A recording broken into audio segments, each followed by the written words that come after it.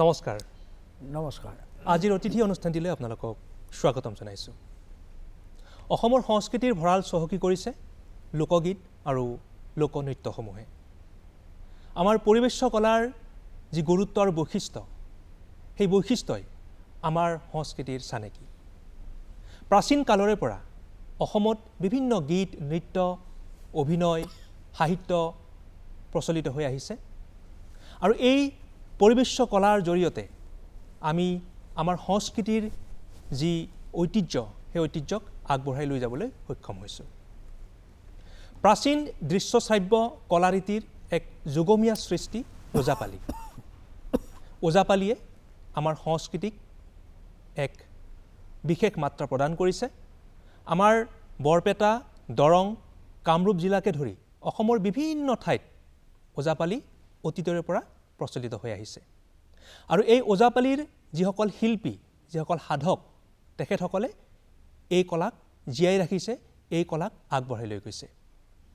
তেনে এগৰাকী কলাৰ সাধক, বিশেষকৈ ব্যাস ওজাপালিৰ সাধক, বিশিষ্ট শিল্পী আমাৰ আজিৰ অতিথি। তেখেত হৈছে তীৰ্থনাথ ওজা। ওজা ডাঙৰীয়া, হয়, আপোনাক নমস্কাৰ। স্বাগতম জনাইছোঁ। নমস্কাৰ। নমস্কাৰ। খুবেই ভাল লাগিছে আপোনাৰ দৰে এগৰাকী বিদগ্ধ ব্যক্তিক আমি আজিৰ এই অনুষ্ঠানত লগ পাইছোঁ। আপুনি ওজাপালিৰ যি সাধনা কৰিছে, 13 বছৰ বয়সৰ পৰাই আপুনি যাত্ৰা আৰম্ভ কৰিছিল। হয়, ওজাপালি পৰিৱেশন কৰি আহিছে। হয়। এই বিস্তীৰ্ণ অভিজ্ঞতাৰ বিষয়ে আমি উমান ল'ম। আপোনাৰ জীৱন পৰিক্ৰমাৰ বিষয়ে আমি আজি আমাৰ দৰ্শকসকলক জনাবলৈ প্ৰয়াস কৰিম। অনুষ্ঠানটো আৰম্ভ কৰিম, আচ্ছা। কিন্তু যিহেতু এটা খুব আধ্যাত্মিক পৰিৱেশত আমি আজি এই অনুষ্ঠানটি আগবঢ়াই লৈ যাব বিচাৰিছোঁ, গতিকে ওজাপালিৰে আমি আৰম্ভ কৰিম। হয়। আপোনালোকে যেতিয়া ওজাপালি পৰিৱেশন কৰে, আৰম্ভণিতে যি সংগীত পৰিৱেশন কৰে, সেই সংগীতেৰে আমাৰ আজিৰ অনুষ্ঠানটি আৰম্ভ কৰিম। হয়। আপুনি আৰম্ভ কৰক। কৃষ্ণ। মই বাৰু প্ৰথম গুঞ্জুৰিৰ পৰা আৰম্ভ কৰিছোঁ। হয়। গুঞ্জুৰি।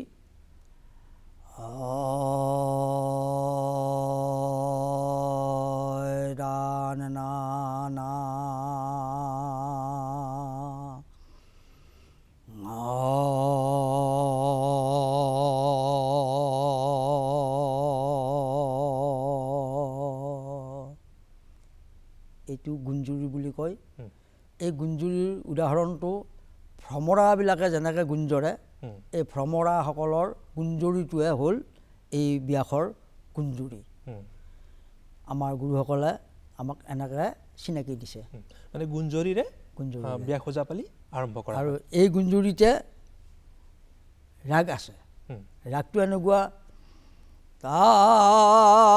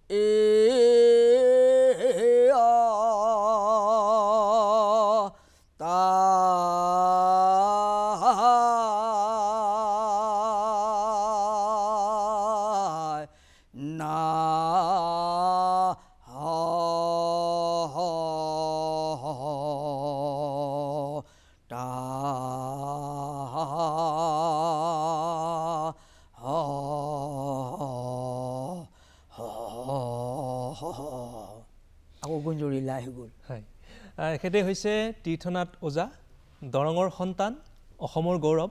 আৰু আমাৰ ব্যাস ওজাপালিক তেখেতে যুগান্ত কৰি ৰাখিছে, জীয়াই ৰাখিছে। আৰু অসমৰ যিসকল স্বনামধন্য শিল্পী আছে, বিশেষকৈ ওজাপালিৰ শিল্পী, সেইসকলৰ ভিতৰত এখেত অন্যতম। আৰু যিহেতু আপোনালোকে অনুমান কৰিছে, ব্যাস ওজাপালি হৈছে ৰাগ প্ৰধান সংগীত আৰু নৃত্যৰ লগত জড়িত যিহেতু, নহয় জানো? আমি কথা পাতি যাম। শৈশৱৰ পৰা আৰম্ভ কৰিছোঁ। আপোনাৰ জন্ম কেতিয়া হৈছিলে, ক'ত হৈছিলে, তাৰ পৰা আৰম্ভ কৰোঁ। মোৰ জন্ম 1953 চনত জন্ম। মোৰ পিতৃৰ নাম স্বৰ্গীয় গংগাৰাম নাথ আৰু মাতৃৰ নাম আছিল গোলাপী নাথ আৰু জন্ম ঠাইখিনিৰ নাম সচৰাচৰ চৰণধৰা চৰণধৰাৰ এটা ইতিবৃত্তি আছে যেনিবা আৰু এনে ৰেভিনিউ নাম অৰ্থাৎ চৰকাৰীভাৱে সেই ঠাইখিনিৰ নাম গৰিয়াপাৰাৰো এটা ইতিবৃত্তি আছে চৰণধৰা অৰ্থাৎ আপোনালোকে জানে শিয়ালা বৈষ্ণৱ এই শিয়ালা বৈষ্ণৱক সেই সময়ত এজনী বিধৱা আয়ে চৰণ ধুৱাইছিল সেইকাৰণে সেই ঠাইখিনিৰ নাম চৰণধৰা ধুৱাৰ পৰা যায় চৰণধৰা আকৌ গৰিয়াপাৰা আৰিমত্তৰ ৰাজাই ভুৰাৰ গড় বুলি এটা গড় খন্দাইছিল তাত গড় ৰখীয়া কিছুমান আশে পাশে ৰাখি থৈছিল আৰু সেই গড় ৰখীয়াসকলৰ নামকৰণৰে গৰিয়াপাৰা আৰু তাৰ পূৰ্বেও গৰিয়া মানুহো আছিল নেকি তাৰো আমি সিমানখিনি নাজানো কিন্তু এইখিনিৰ এটা চৰণধৰা আৰু গৰিয়াপাৰাৰ এটা ঐতিহ্য আৰু ঠাইখনৰ বৈশিষ্ট্য জানিও আমি ভাল লাগিলে আচ্ছা ঠিক আছে এতিয়া আপুনি তাত জন্ম হ'ল আপোনাৰ ঘৰখনৰ বিষয়ে কওকচোন আপোনাৰ পিতা মা আৰু কোন কোন আছিল ঘৰত আমাৰ যৌথ পৰিয়াল এটা আছিল বৰদেউতা আছিল বৰদেউতা ল'ৰা তিনিটা বৰমা আৰু আমাৰ মা দেউতা আমি ল'ৰা 4জন ছোৱালী এজনী আপুনি জ্যেষ্ঠ আছিল মই 2 নম্বৰ আপুনি 2 নম্বৰ আছিল মানে যৌথ পৰিয়ালত আপুনি ডাঙৰ হৈছোঁ আৰু মই জনাত এক সাংস্কৃতিক পৰিৱেশ আছিলে আপোনাৰ ঘৰখনত একেবাৰে মানে এইটো সত্যতা আমাৰ আগৰ লোকসকলে সকলোৱে ঘৰখনৰ বিষয়ে জানে আমাৰ বৰদেউতা আছিল বৰহেলীয়া ভকত বৰহেলীয়া ভকতত কিছুমান চিয়া কিছুমান কি সংকীৰ্তন নে এনে ধৰণৰ কিবা কিবি গাই থাকে সময়ত এই তাৰে আভাস কিছু আমি পাইছিলোঁ সৰুকালিতে ল'ৰা ছোৱালীৰ দিনতে আমাৰ মাজত আহি পেলাই বৰদেউতাই চাবৰি মাকচোন এই কীৰ্তনটো কৰাচোন এনেকৈ কৈছিল সেনেকৈ এটা সাংস্কৃতিক পৰিৱেশন এটা বা পৰিৱেশ এটা পাই আহি দেখিলোঁ যি আৰু কিছুদিনৰ মূৰত গাঁৱততো আৰু বস্তু আছে নাগাৰা নাম আছে ওজাপালি আছে খুলীয়া হৰি আছে ডাঙৰো হৈ আহিছোঁ আমাৰ মনবিলাক বাহিৰলৈ ওলাই সেইবিলাকলৈ ধাউতি হৈ আছে এনেকৈ যাই মা দেউতা বা আই পিতাসকলক চোৰ কৰি আমি কেতিয়াবা নামৰ আখৰাটো বহো যায় তাত চাপৰি মাৰোঁ নাম গাওঁ আকৌ এনেকৈ কিছু যায় আকৌ কেতিয়াবা নাগাৰা মাৰি ধৰি পেলাই আকৌ নাগাৰা গোবাওঁ আকৌ কেতিয়াবা থৈ দিয়া তালযোৰো বজাওঁ এনেকৈ বহি যায় বজাই আমাৰ মানে নিজৰ মানে মনত আনন্দ এটা আহি গ'ল যে আমি মাৰিব পৰা হৈছোঁ বা পাৰিম এনেকৈ চেষ্টা কৰোঁতে আমি ভাল ভোৰতাল বজাব পৰা হৈছোঁ মই ভাল নাগাৰা বজাব পৰা হৈছোঁ আৰু অৱশেষত এই যে দিহানামত যে ঘুলটুক যে এই যে আজি এই আগতে নাছিলে আজি কম দিনৰ ভিতৰত ওলাইছে এই গাঁৱত আগতে বহুত পৰম্পৰা যদিও আছিলে কিন্তু এতিয়া গাঁৱৰ লোকসকলে সকলোৱে এতিয়া সেই যোৰা নাগাৰাই দি এতিয়া দিহানাম গায় মই সেই নাগাৰাও বজাওঁ তাৰপাছত ওজাপালিৰ প্ৰতি এটা মোৰ কি ধাউতি হ'ল মই মোৰ গুৰু স্বনামধন্য দুৰ্গেশ্বৰ নাথ ওজাদেৱ তেতিয়া ৰেডিঅ'ত মানে ওজাবিলাক খুব খৰকৈ শুনা আছিলে এনে সুন্দৰ ৰাগ গাইছে এদিন এটা ৰাগত মোৰ মানে মনটো একদম বিচলিত হৈ গৈছে এনে এটা ৰাগ গাইছে মই সেই ৰাগটো ৰেডিঅ'ত শুনিয়ে মই শিকিছোঁ সেই ৰাগটো মনত আছে একেবাৰে মনত আছে শুনাকচোন আমাকো হতা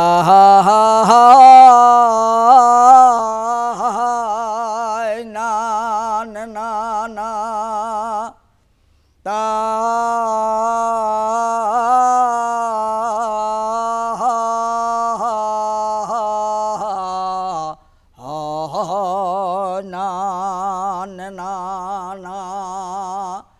হুয়ারে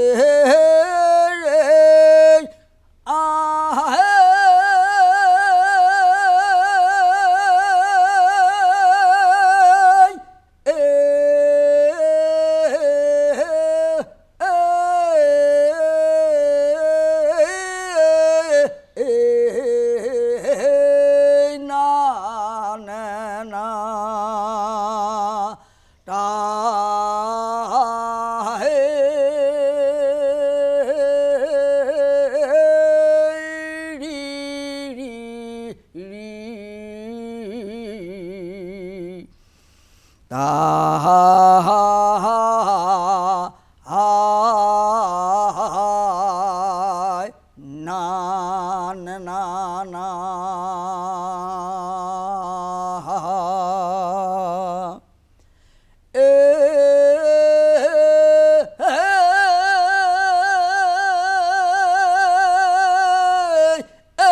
সখী গণ সহিতা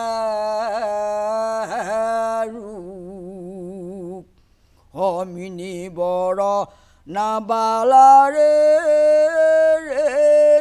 আহে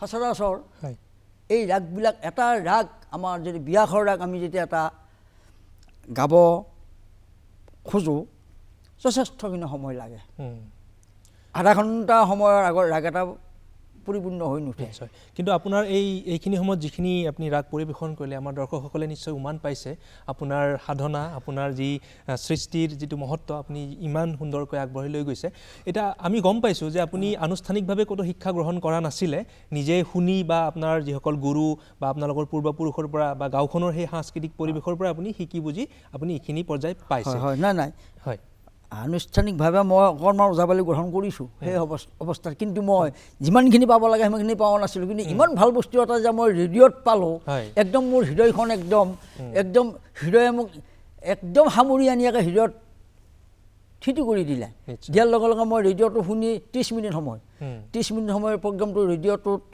গোৱাৰ পিছত মই বাটলৈ ওলাই গৈছোঁ ওলাই যাই একদম পথাৰা সমৰা ৰাস্তাই পদূলিয়ে ঘূৰি ঘাৰি মই সেই ৰাগটো লগে লগে ফিনিচিং কৰিছোঁ লগে ফিনিচিং কৰি মই সেই ৰাগটো গাইছোঁ কিছুদিনৰ মূৰত গুৰি জানি কৈছে কেনেকৈ পাৰিলা তুমি এইটো ৰাগ তেতিয়া মই কৈছোঁ আপোনাৰ ৰেডিঅ'ত মই শুনি পালোঁ আপোনাৰ মুখৰ পৰা শুনি পাই মই তেতিয়াৰ পৰা যদি কিবা দুখ হৈছে আপুনি এইখিনি খুটি নাতিখিনি মাৰি দিব বৰ সুন্দৰ হৈছে নিশ্চয় আৰু ৰেডিঅ'ৰ লগত আপোনাৰ নিবিড় সম্পৰ্ক আছে আমি কথা পাতিম এতিয়া পঢ়া শুনা আপুনি গাঁৱতে কৰিছিল নে ক'ত কৰিছিল গাঁৱতে মই LP বুলি কওঁ তেতিয়া LPত অকণমান পঢ়িলোঁ যায় বাৰু তেতিয়া লিভিং পৰীক্ষা আছিল চনটো মই পাহৰিলোঁ লিভিং পৰীক্ষা আমাৰ বৃত্তি পৰীক্ষাৰ নিচিনা এটা লিভিং পৰীক্ষা এবছৰে হৈছিল মাত্ৰ সেই লিভিং পৰীক্ষাত ভালদৰে নহয় পাছ কৰিলোঁ কৰাত আমাৰ গাঁৱৰ পৰা প্ৰায় 4 মাইল হিচাপে 4 মাইলমান দূৰত টেঙাবাৰী ঠাইত এখন নতুনকৈ আপোনাৰ ME স্কুল স্থাপন কৰা হৈছে সেই স্কুলখনলৈ ল'ৰা ছোৱালী বিচাৰি আহিছে কমিটিৰ মানুহ আহি পেলাই আমাৰ দুজন গাঁৱত পালে এজনী উত্তৰা শইকীয়া আৰু মই তৃষ্ণনাথ একেলগে পাই পেলাই এই দুটা ল'ৰা ছোৱালী তেওঁলোকে উঠাই নি পেলাই তাতে সেই নতুন স্কুলখন আৰম্ভ কৰিলে পিছত মোৰ দুৰ্ভাগ্য সেই অৱস্থাত মোৰ মাগৰাকী ঢুকোৱাত তেতিয়া মোৰো মনটো স্কুলত যাবলৈ ইচ্ছা নোহোৱা এটা আহি পৰি সেই অৱস্থাত আকৌ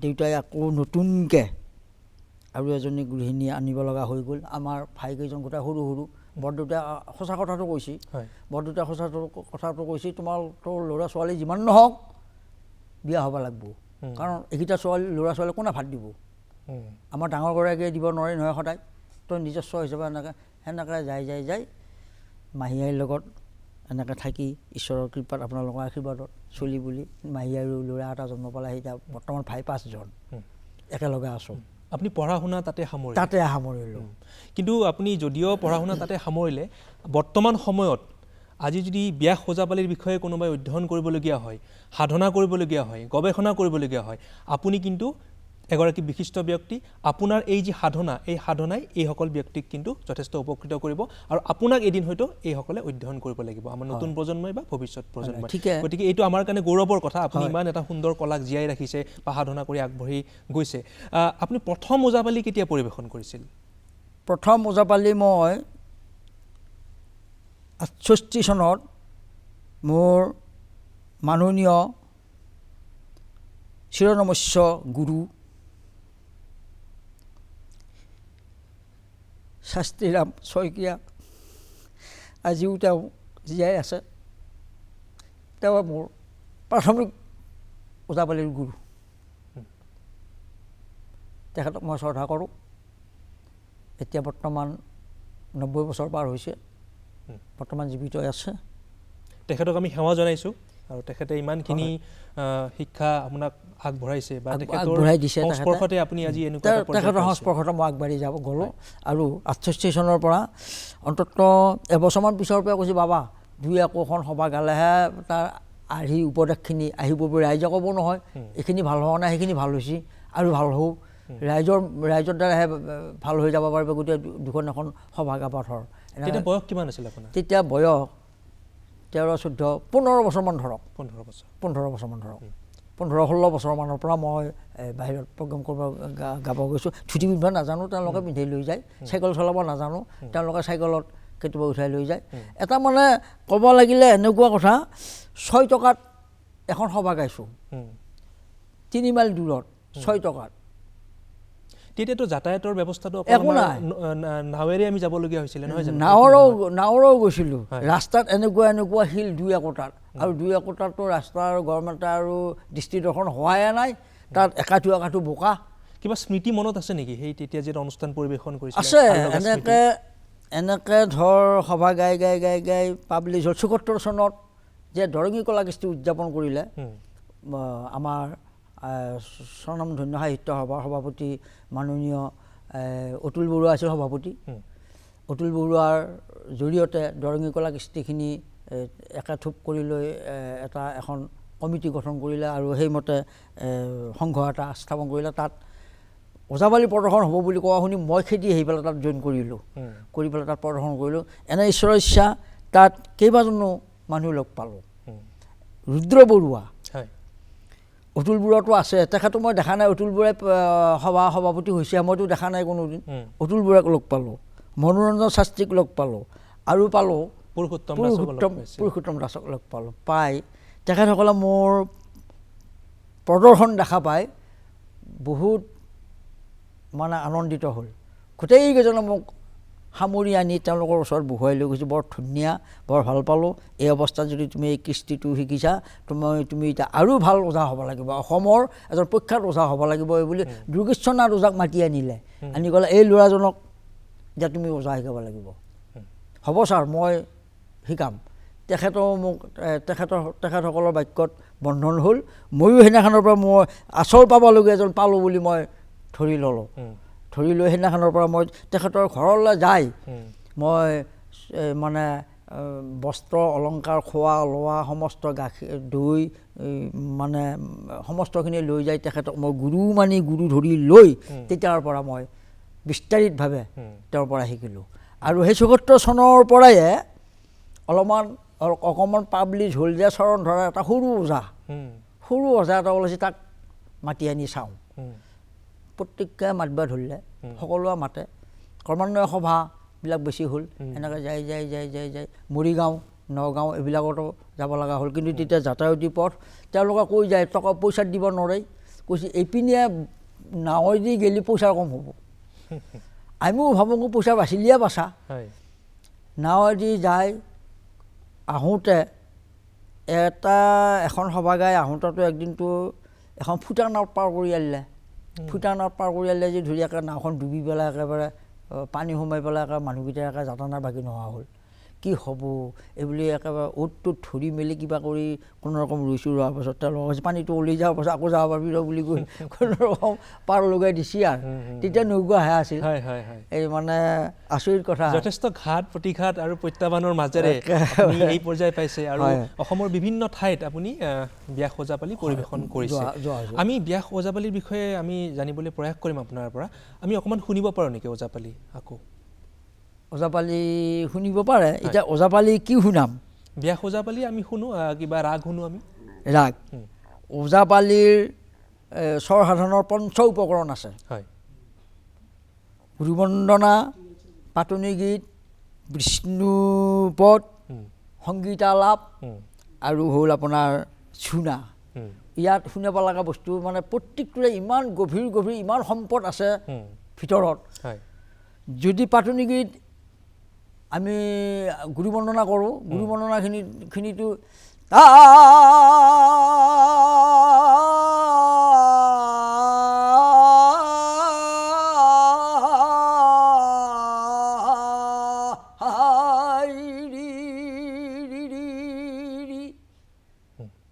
এইবিলাক মানে এই যে পঞ্চ বৰ্ণ ধ্বনিৰে হ তা না ৰি ৰিতা এই পঞ্চবৰ্ণ ধ্বনিয়ে 5জন দেৱতাক বুজাইছে। হ মানে গণেশ, তা মানে সদাশিৱ, না মানে ভৱানীশ্বৰ দুৰ্গা, ৰি মানে কৃষ্ণ বাসুদেৱ, ৰীতা মানে গন্ধৰ্ব। এই পঞ্চবৰ্ণ ধ্বনিৰে হ তা না ৰি ৰীতা ইয়াতে ওজাপালিৰ সংগীত আৰম্ভ কৰা হয়। ইয়াতে গুৰু বন্দনা পাতনি গীত যিটোকে চাই আপুনি মানে ইমান সম্পদবিলাক সোমাই আছে পাতনি গীত। মই বাৰু গুৰু বন্দনাটো কৰি থুলমূলভাৱে মই সেনেকৈ দেখালোঁ। এতিয়া মই এটা পাতনি গীত দেখুৱাই দিম। পাতনি গীতত সচৰাচৰ তাল ব্যৱহাৰ হয় 2টা তাল, লেছাৰী তাল আৰু জিকেৰী তাল। এতিয়া যেনিবা এই তালো 5টা আছে, বুলন 5টা আছে, গুটি 5টা আছে, এনেকুৱাকৈ গোটেইবিলাক বস্তুৱে হ'ল 5 প্ৰকাৰৰ।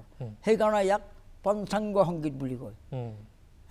গতিকে এতিয়া মই 5টা তালৰ ভিতৰত ইয়াতে 2টা তাল পাৰ হৈ যাব, আপুনি এইটো এটা লক্ষ্য ৰাখিব। এই তালযোৰৰ নাম আমি কি বুলি ক'ব পাৰোঁ? এই তালযোৰৰ নাম খুটি তাল বুলি কয়। খুটি তাল। এই ইপাৰ নামবিলাক মই আৰু বেলেগকৈ নাজানো, কোন পাতৰ কি নাম মই সেইটো নাজানো, কিন্তু ইপাত এনেকৈ এইটো পূৰ্বপুৰুষসকলৰ এই বস্তুটো আছিল গুণপহুৰ স্বৰ। এতিয়াতো আৰু গুণপহুটো নাপায়, গুণপহু নাপাৱাৰ কাৰণে আমি এনেধৰণে বস্তুটো বনাই লোৱা হৈছিল। আগৰ পুৰুষবিলাকে এইটো গুণপহুৰ স্বৰহে লগাই লৈছিল। আৰু এই তালপাত এই বুঢ়া আঙুলি আৰু তৰ্জনী আঙুলিৰ মাজত ইয়াক ৰাখি লোৱা হয়। ৰাখি লৈ দৰকাৰ হ'লে অলপ ইফাল সিফাল হাত বুলনিৰ মাজত, এইটো হাত চলনাৰ মাজত আহি যাব। এনেকৈও ধৰি ল'ব লাগিব কেতিয়াবা। ইপাত তাল একেবাৰে এই কেয়া আঙুলিত লৈ এনেকৈ হাত তোলাৰ মাজেৰে আনি ইয়াতে এই বুঢ়া আঙুলি আৰু তৰ্জনী আঙুলিৰে এনেকৈ ধৰি ল'ব লাগিব।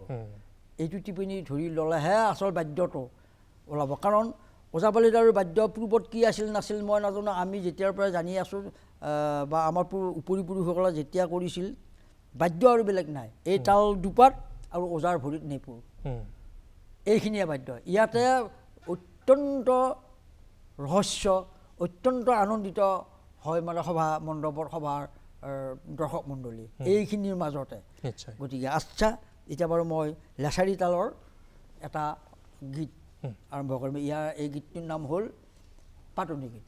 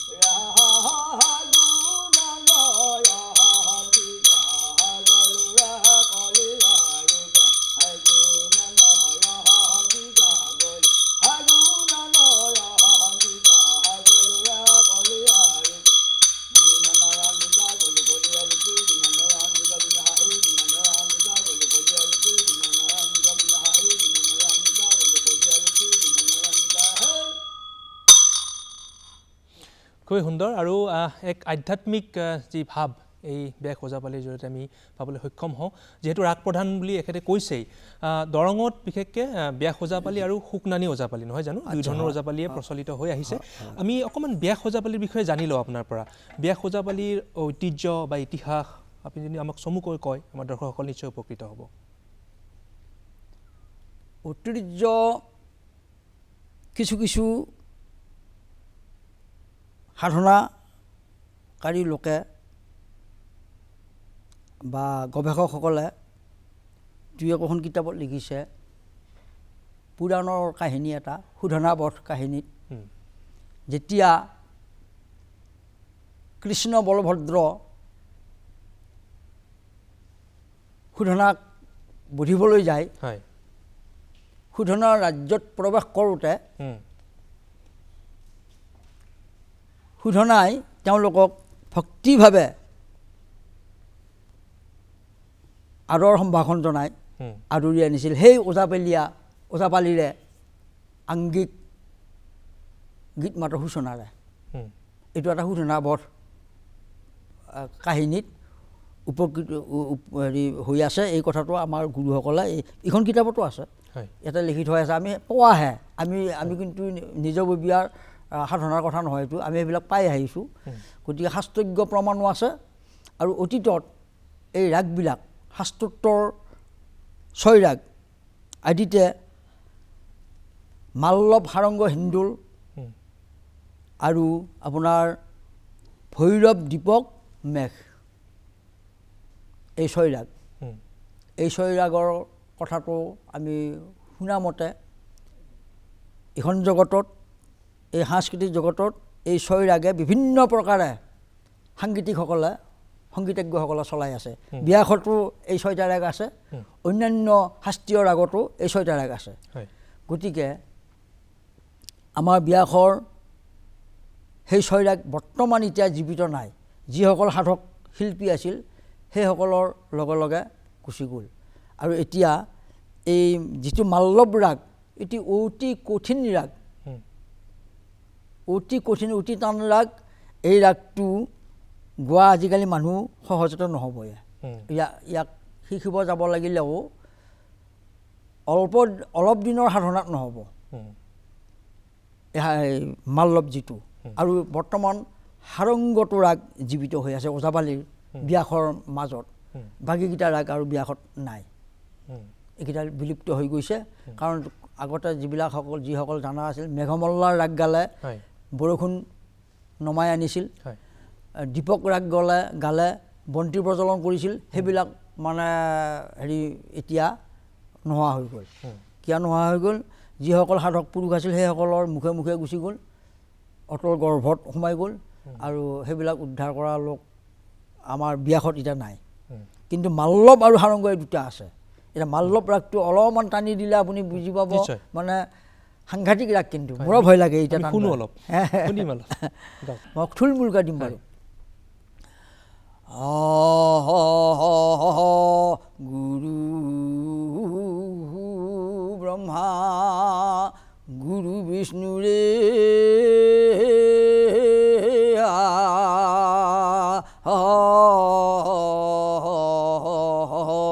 গুৰু আদি দেৱৰে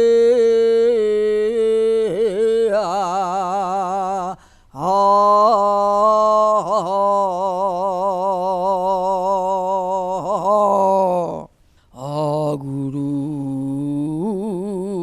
বিনা সংসাৰতৰে ৰে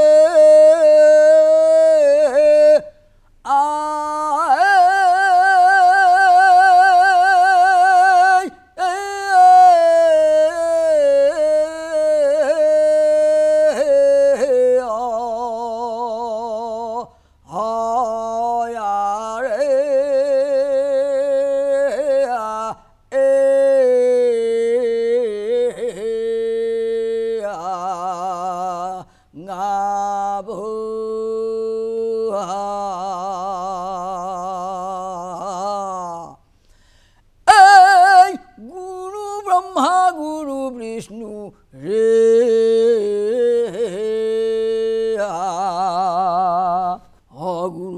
দেৱৰে আহে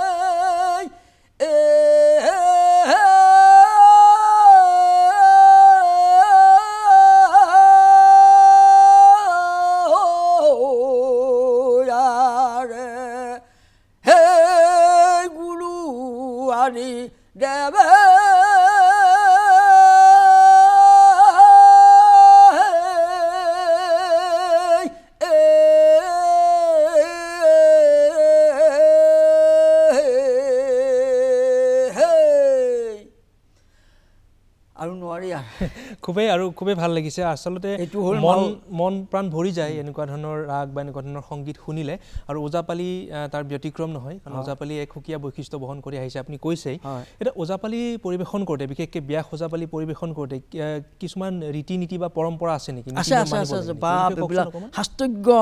শাস্ত্ৰজ্ঞ বিধান হিচাপে আছে কাৰণ ৰীতি নীতি যেতিয়া আমাৰ এইটো বুলি কয় 4 প্ৰহৰ অস্ত্ৰপ্ৰহৰ এই প্ৰহৰকেইটা দিন ৰাতি কেতিয়া কি ৰাগ ৰাগিনী প্ৰয়োগ কৰিব লাগে তাৰ সময় নিৰ্ধাৰণ কৰি থৈছে সময় এনেকুৱাকৈ ইন্দ্ৰৰ সভাত গন্ধৰ্ব আছিল বসী পুচিলন্ত ইন্দ্ৰে কথা পৰম হৰিষী কোনো বেলা কোনো ৰাগ গাইবাক যোৱাই কহিও গন্ধৰ্ব আবে আমাক বুজায় সেই ইন্দ্ৰৰ সভাত গন্ধৰ্ব স্থানত তেতিয়া গন্ধৰ্ব বুলন্ত কথা শুনা সুৰপ্ৰতি প্ৰভাতে পুৰবী ৰাগ গাইবাৰ যুগুতি পুৰবী ৰাগ ৰাতিপুৱা গাৱা এইটো এটা ৰাগ সাংঘাতিক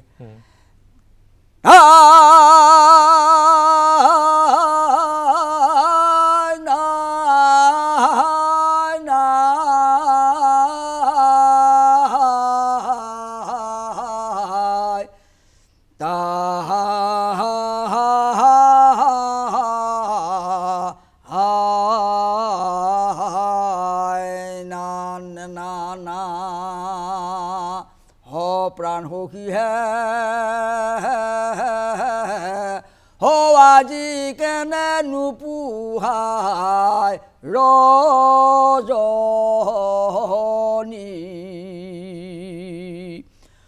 হাকুল ব্যাকুল কৰি কান্দে কান্দে ৰাধা বিৰহিনী এবে প্ৰাণ ৰাখিলা যদুমণি এ প্ৰাণ সখী হে প্ৰাণ সখী হে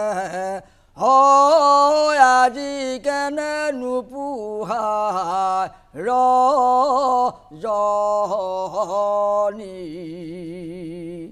প্ৰভাতে পুৰবী ৰাগ গাইবাৰ যোগেদি এইটো হ'ল পুৰবী ৰাগৰ কিন্তু আৰু দীঘলীয়া আছে বহুত দীঘলীয়া আছে কিন্তু গোটেইখিনি গাই দিব লাগিলে সময়খিনি ইয়াতে পাৰ হৈ যাব নতুবা কষ্টও হয় এটা বহুত দীঘলীয়া আছে বহুত দীঘলীয়া এতিয়া এই এটা বিয়া ওজাপালি দলত কিমানগৰাকী সদস্য থাকিব লাগে সদস্য পূৰ্বাপৰত আমাৰ গুৰুসকলৰ মুখত আমাৰ নিজৰ কথা নহয় এইবিলাক 5জন পালি লাগে 5জন পালিবিলাক ঘাইকৈ এজন ডাইনেপালি আছে ডাইনেপালিজনে ৰাজখিনিক দৰ্শক শ্ৰোতাক মনোৰঞ্জন দিয়াৰ সমস্তখিনি দায়িত্ব সেই ডাইনেপালিৰ ওপৰত ডাইনেপালিৰ কথাখিনি শুনিম বুলিয়ে মানুহবিলাক ৰৈ থাকে কিন্তু শাস্ত্ৰৰ বাহিৰতো নহয় যেনিবা ডাইনেপালিৰ উক্তিবিলাক কথাবিলাক এনেকুৱা প্ৰথমতে ভৈলা প্ৰভু মৎস্য অৱতাৰ কিন্তু ডাইনেপালি ক'ব আকৌ উল্টেই ক'ব ডাইনেপালিয়ে মৎস্যৰূপ অৱতাৰ ভৈলা পথাৰত উল্লেখ ক'লা মৎস্যৰূপ অৱতাৰ ভৈলা প্ৰথমত ডাইনেপালিয়ে ক'ব বোলে মৎস্যৰূপ অৱতাৰ ভৈলা পথাৰত 3খনে ভৰাই থ'লে খালে ভিতৰত এনেকুৱা মানে এইবিলাক মানে এটা সেইকাৰণে কৈছে মানে ওঝা পোন পালি হালা ওঝা পোন পালি হালা ওঝা যদি পোন কৰি কয় এই ডাইনেপালিয়ে হালাকে বেকাকে কয় যিহেতু আপুনি এই পৰম্পৰাটো অতীজৰ পৰা পাইছে, বিশিষ্ট ব্যক্তিসকলৰ সান্নিধ্য লাভ কৰি আপুনি শিকি আহিছে, এতিয়া বৰ্তমান সময়ত দেখিছোঁ ওজাপালিকে ধৰি বিভিন্ন আমাৰ লোকগীত লোকসংগীতসমূহক আধুনিক গীতৰ সুৰবিলাক ব্যৱহাৰ কৰা হয়, এইটো আপুনি মানি লয়নে এই কথাটো? একেবাৰে মই নামানো, এইটো কথা মই নামানো, কাৰণ আজিকালি মানে পইচাৰ ক'ত পায়, ওজা হ'লেও পইচাৰ পায়, অন্য কিবা কৰিলেও পইচাৰ ক'ত পায়, পইচাৰহে বিচাৰিছে। বস্তুটো সংস্কৃতিটোক উদ্ধাৰ কৰা ভাবে মনোবৃত্তিটো সিহঁতৰ অহা নাই, তেওঁলোকৰ নাহে। ভাল পাইছোঁ যিবিলাক প্ৰজন্ম আহিছে এনেকুৱা ৰাগবিলাক শিকি লওক। এজন প্ৰকৃত বিজ্ঞ গুৰুৰ আশ্ৰয়ত তেওঁলোকে এইবিলাক শিকি ল'ব লাগে নিয়মৰ ফালৰ। তেওঁলোকে আন প্ৰকাৰে এতিয়া ব্যৱস্থা কৰি লৈ পেলাই কেৱল এখন সভা গালে আজিকালি যথেষ্টখিনি পইচা পোৱা হৈছে, গাঁৱতো দিয়ে বাহিৰতো দিয়ে, আৰু মঞ্চ বিচৰা হৈছে। সংগীত একাডেমি, ৰবীন্দ্ৰ ভৱন বা কলাক্ষেত্ৰ মঞ্চ বিচৰা আছে, সেইবিলাক মঞ্চত নামো এটা আহে, পইচাও পায়।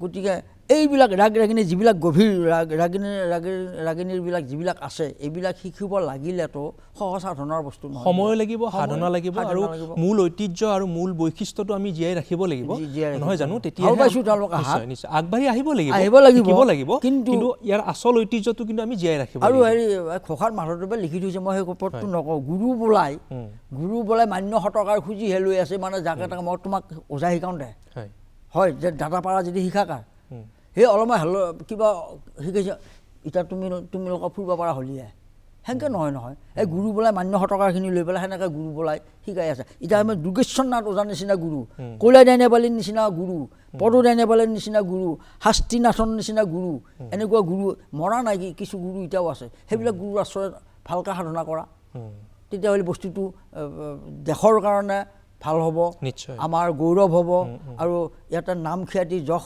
সমস্তখিনিয়ে আছে। নিশ্চয়। আৰু ওজা ডাঙৰীয়াই যিখিনি কথা কৈছে, আচলতে আমি যদি এই কৃষ্টিক জীয়াই ৰাখিব বিচাৰোঁ বা এই কলাটোক যদি আমি শুদ্ধ ৰূপত জীয়াই ৰাখিব বিচাৰোঁ, তেতিয়াহ'লে সাধনাৰ যথেষ্ট আৱশ্যক। আমি শিকিব লাগিব, ৰাগসমূহ আমি শিকি ল'ব লাগিব, তেতিয়াহে নিশ্চয় আমি শুদ্ধ ৰূপত এইসমূহ আমি পৰিৱেশন কৰি যাব পাৰিম। এতিয়া আকাশবাণীৰ লগত আপোনাৰ নিবিড় সম্পৰ্ক আছে, মই কৈছোঁৱে, আপুনি এগৰাকী আকাশবাণীৰ স্বীকৃতিপ্ৰাপ্ত ওজাপালিৰ শিল্পী। এই অভিজ্ঞতাটো কওকচোন, প্ৰথম কেতিয়া আপুনি আকাশবাণীত গৈছিল? আকাশবাণীত এই যে ৭৪ চনত আপোনাৰ ৰুদ্ৰ বৰুৱা প্ৰমুখ্যে, অতুল বৰুৱা, পুৰুষোত্তম দাস, মনোৰঞ্জন শাস্ত্ৰী, এইসকলক মোৰ ভাগ্যৰে মই দৰ্শন পালোঁ। তাতে অতুল বৰুৱাই পুৰুষোত্তম দাসক ক'লে, ল'ৰাজনক এতিয়া আপুনি ৰেডিঅ' চেণ্টাৰত গীত পৰিৱেশন কৰিব এটা সুবিধা দিয়ক। তেতিয়া তেওঁ কৈছে দিম, ল'ৰাটোক মই দিমে, এই বুলি কৈ মোক মাতি আনি কৈছে তুমি গুৱাহাটীত যাবা। মুখে মুখে মাতিছে, মুখে মুখে মাতি পেলাই কৈছে তুমি ৰেডিঅ' চেণ্টাৰত যা, তোমাৰ ইণ্টাৰভিউ ল'ম, অডিশ্যন ল'ম বুলি ক'লে। মোৰ আৰু ভয় লাগিছে, কিবা অডিশ্যন লৈ মই লিখিব পঢ়িবহে নাজানো। পিছে গ'লোঁ আৰু যোৱাত অডিশ্যন ল'লে, পাছ কৰিছোঁ ফেইল কৰিছোঁ মই নাজানো, কিন্তু তেওঁলোকে পাছ কৰাই দিছে, কণ্ঠ পৰীক্ষা লৈছে। লোৱাত গাই বৈ আহিলোঁ। অহাৰ পিছত অতুল বৰুৱা ডিফুলৈ গৈছে, ডিফুৰ পৰা মোৰ কাৰণে এখন চিঠি লিখি দি পঠাইছে যে তীৰ্থ, তুমি ভালকৈ ৰিহাৰ্চেল কৰা, তুমি এতিয়া ৰেডিঅ' চেণ্টাৰত ৰেকৰ্ডিং কৰিব লাগিব। চিঠিখন মোৰ দুৰ্ভাগ্য, মই ৰাখি থ'ব নাজানিলোঁ তেতিয়া মোৰ অৱহেলিত ভাৱত। এই চিঠি দিলে আৰু পঢ়িলোঁ, শব্দ পালোঁ আৰু নাজানিলোঁ আৰু ৰাখি থৈ পেলাই। নহয়তো সেই চিঠিখনো এটা স্মৃতি এটা থাকিল হয়, মই সেইটো নাজানিলোঁ। পিছে আকৌ ৰেকৰ্ডিং কৰিছোঁ। তেতিয়া মাত্ৰ 200 টকা দিছিল। মাছ খোৱাত আহি আমি আমাৰ হেৰিৰ পৰা আমি যি ঠাইত চৰণ ধৰাৰ পৰা আহোঁ, দেওমুনিত গাড়ীত উঠোঁ, মাছ খোৱালৈ 2 টকা ভাড়া। আপুনি নিজৰ দল লৈ আহিছিল? নিজৰ দল লৈ 2 টকা ভাড়া। তেতিয়া আমাৰ 5জন মানুহ আহোঁতে, তেতিয়া 6জন নহয়, 5জন মানুহ আহোঁতে 20 টকা, ঘূৰি যাওঁতে 20 টকা, এই 40 টকা খৰচ টকা। মাছ খোৱাৰ পৰা আমি চান্দমাৰিলে আমি নিজে খোজকাঢ়ি আহোঁতে গাড়ীয়ে নাই, গাড়ী এখন অলপ ৰখিব লাগিলে এই আধা ঘণ্টা সময় ৰখিব লাগে। তেতিয়া গাড়ীয়ে নাই, মানে এখন দুখন এই চিটি বাছ, আমি খোজকাঢ়ি যাই চান্দমাৰিলৈ যাই ৰেডিঅ'ত প্ৰগ্ৰাম কৰোঁ। আৰু আমাৰ চেকখনত টকা 200 দিছিল, সেই 200 দি পেলাই আমি আহা যোৱা 20 টকা খৰচ যায়, 20 টকা, আৰু বাকীখিনি তাৰপিছত তেতিয়াৰ মানুহ আৰু এইটো 1976 চনৰ কথা, 76 চনৰ।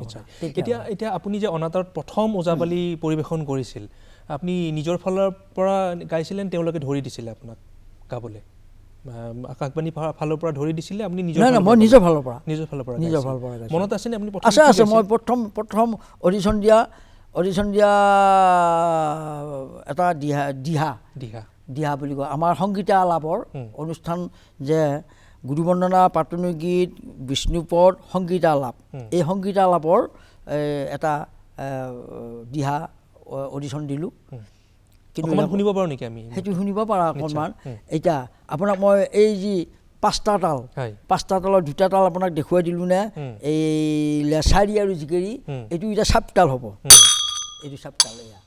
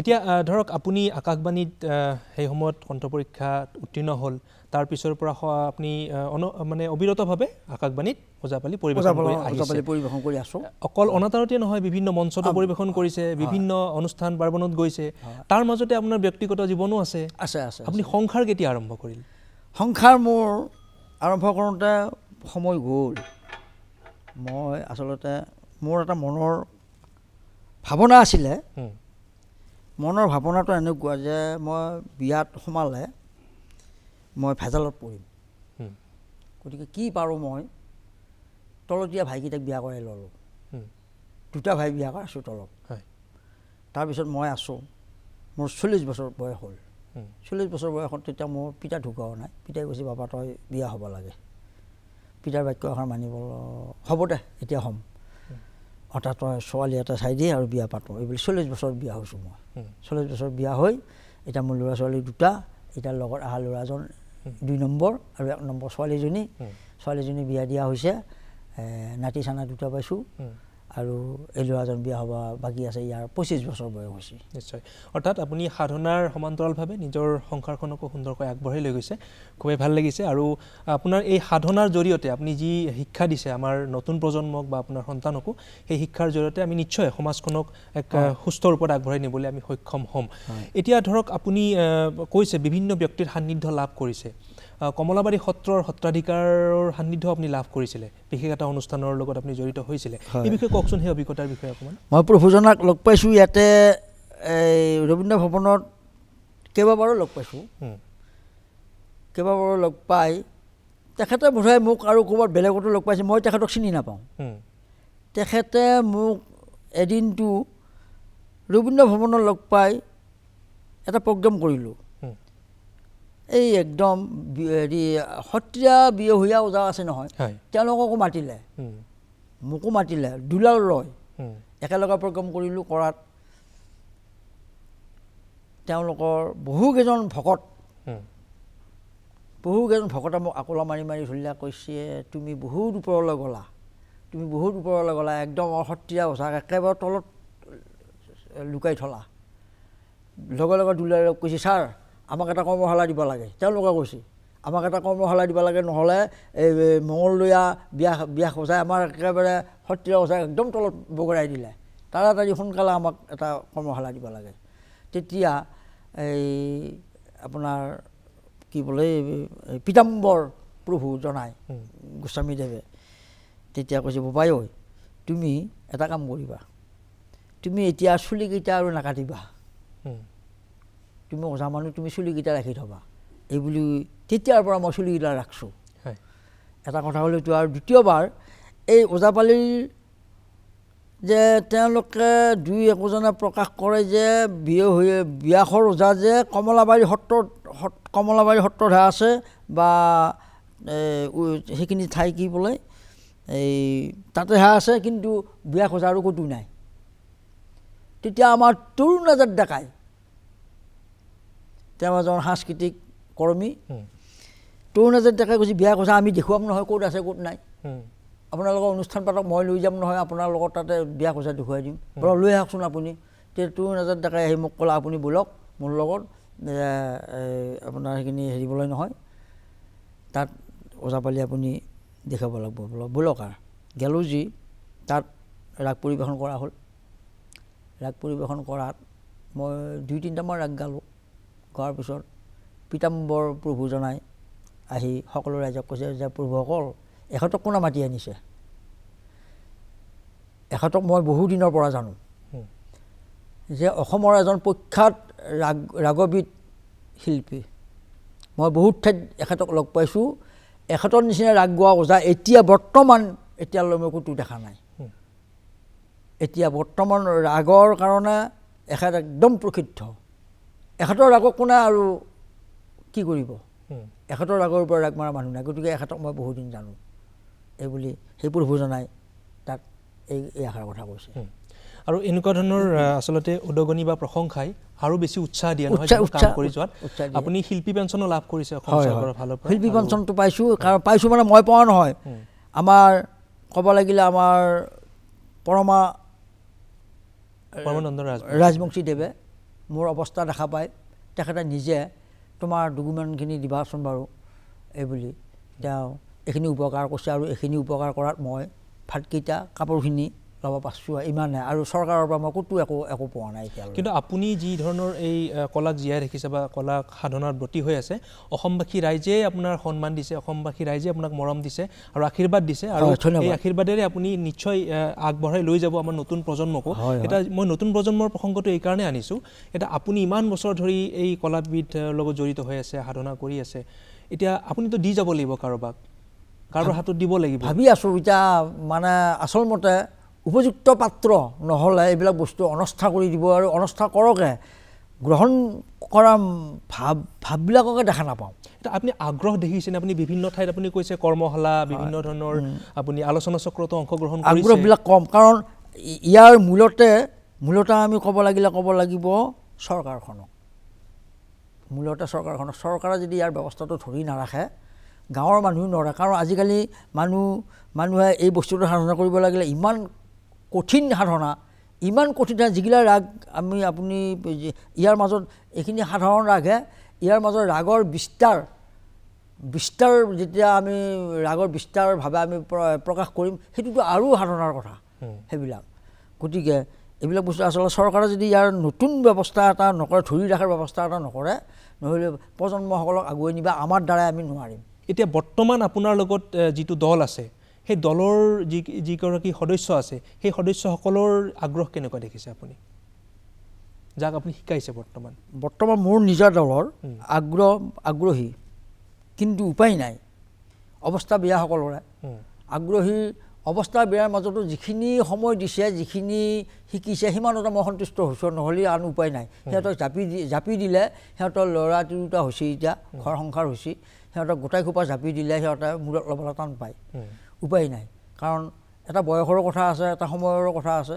আৰু আজিলৈ সিহঁতে 20 বছৰ কাল সিহঁতে মোৰ লগত সংগীত কৰি আছে, সিহঁতে কোনো ফালৰ পৰা কিবা এটা সাহাৰ্য কোনো এটা একো নাপায়। কাৰণ এইটো এটা দুখৰ বিষয়। আপুনি নতুন প্ৰজন্মক কিবা আহ্বান জনাব বিচাৰিব নেকি? মই বিচাৰোঁ নতুন প্ৰজন্মৰ আহ্বান বিচাৰোঁ যে ইয়াৰ মানে এনে ধৰণে আগবাঢ়িব লাগে। মানে মাক দেউতাকবিলাকৰো কথা আছে। নতুন প্ৰজন্মৰ ল'ৰা একোটাক আমি পচন্দ কৰোঁ, এই যে এইকেইটা ল'ৰাক শিকালে আমি বস্তুটো উঠাই নিব পাৰিম, কিন্তু মাক দেউতাকৰো কথা আছে। কাৰণ আজি পৰিস্থিতিটো বহুত বেয়া লাগি গৈছে সমাজখন এক চাইডৰ পৰা। কিয় গৈছে ক'ব পৰা নাই।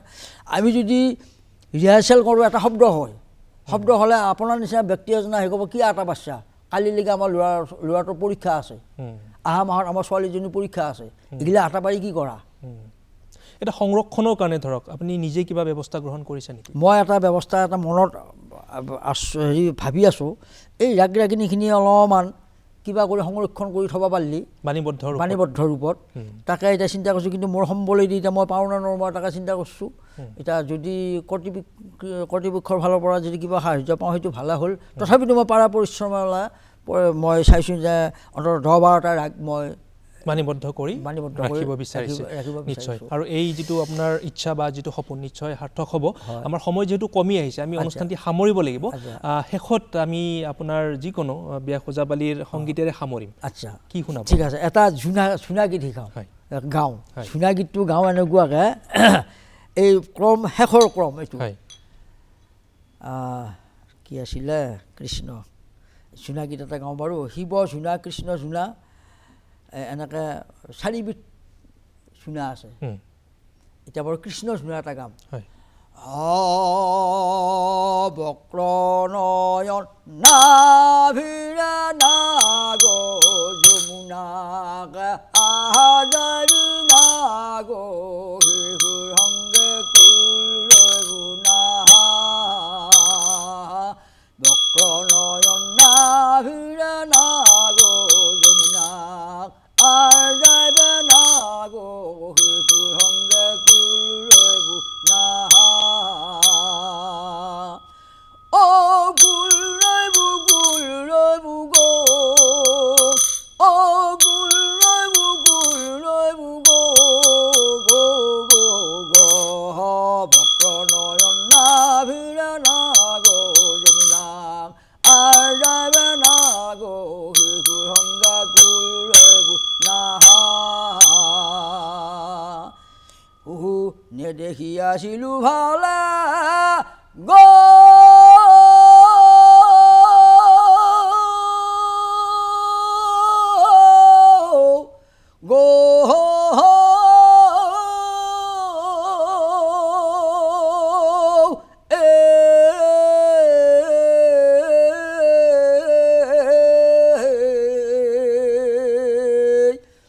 দেখা পালো কদম তলে ৰে